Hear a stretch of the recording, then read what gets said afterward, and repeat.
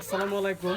তো আমার এই হাতে আপনারা একটা চিপস দেখতে পাচ্ছেন, এটা হলো পটেটো চিপস, ঠিক আছে।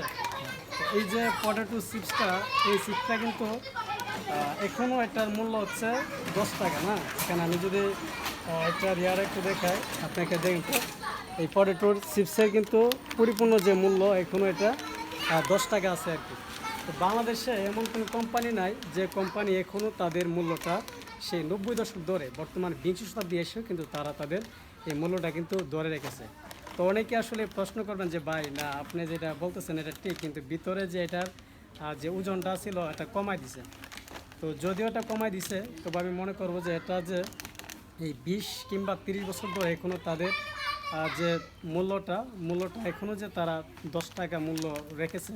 কিন্তু আমরা কিন্তু এর আগে দেখেছি যে বিভিন্ন যে পণ্য আছে, পণ্যের কিন্তু ডে বাই ডে তাদের ইনক্রিজ হচ্ছে, যেটা 2005 থেকে 6 বছর আগে গরুর মাংস যেটা ছিল প্রায় 400 টাকা, বর্তমানে এখন 600 থেকে 700। আবার 5 বছর পরে এটা কিন্তু 1000 টাকা অবভিয়াসলি হবে। সেই তুলনায় কিন্তু এই যে চিপসের মূল্যটা এখনও কিন্তু একটা দাম 30 বছর থেকে কিন্তু এখনও বর্তমানে ঠিক 10 টাকায় কিন্তু আছে। তো এই হচ্ছে এই কোম্পানিটাকে আমি অবশ্যই ধন্যবাদ জানাই, যে কোম্পানিটা 20 থেকে 30 বছর ধরে তাদের এই মানটা এখনও ঠিক রেখেছে। ধন্যবাদ।